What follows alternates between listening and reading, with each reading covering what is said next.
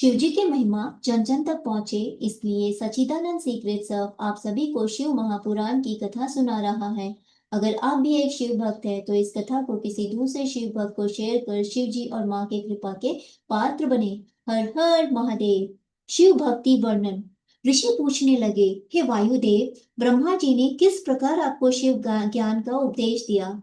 वायुदेव ने उत्तर दिया, हे ऋषियों, जब 31वां श्वेत रूप नाम का कल्प लगा, तब ब्रह्मांड की रचना हेतु ब्रह्मा जी ने शिव जी को प्रसन्न करने के लिए कठोर तपस्या की। उनके द्वारा संतुष्ट होने पर भगवान शंकर प्रकट होकर ब्रह्मा जी को ब्रह्म ज्ञान का उपदेश देने लगे। मैंने जो पशुपति संज्ञक ज्ञान प्राप्त किया है, सुख प्राप्त करने की इच्छा रखने वाले को उसमें भक्ति रखनी चाहिए। ज्ञान से ही अज्ञान रूपी का अंधकार नाश होता है। ज्ञान ही वस्तु विनाशक और जीव चेतन है। प्रकृति माया है और माया से युक्त मूल कर्म का संबंध रखने वाला पुरुष है। इन दोनों के प्रेरक शिव शंकर है। माया तो महेश्वर की शक्ति मानी जाती है। माया रूपी यह शरीर स्वयं शिव जी का बनाया हुआ है। जीव अपने कर्मों के फल भोगने के लिए ही सर्वव्यापी माया से आच्छादित रहता है। माया के समाप्त होने पर परजीव भी मुक्त हो जाता है। यह जीवात्मा ज्ञानहीन होकर परमेश्वर की प्रेरणा पाकर सुख दुख भोगने हेतु स्वर्ग व नरक में जाता है।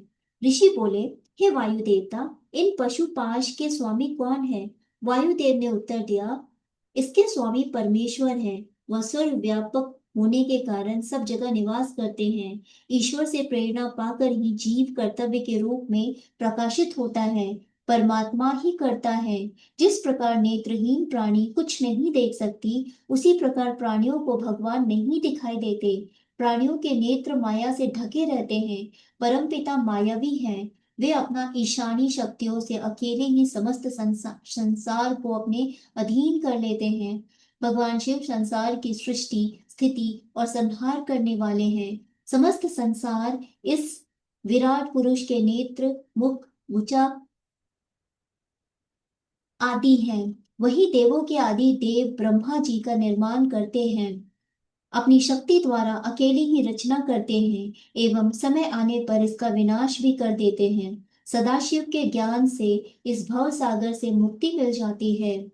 ये सदाशिव अमृत रस के परम सेतु है। जलते हुए काष्ठ की अग्नि के समान है। पर ब्रह्मा परमात्मा शिव जी के ज्ञान से ही मुक्ति मिलती है। ऋषि बोले, हे वायुदेव, यह संसार किसके अधीन होकर चलता है? वायुदेव बोले, हे ऋषियों, यह संसार भगवान शंकर के ही तेज स्वरूप है। इनको कलात्मक कहते हैं। ईश्वर की इच्छा से ही यह पूरे संसार का विनाशक है। यह अपनी ही शक्ति से त्रिलोकी पर अखंड राज्य करता है।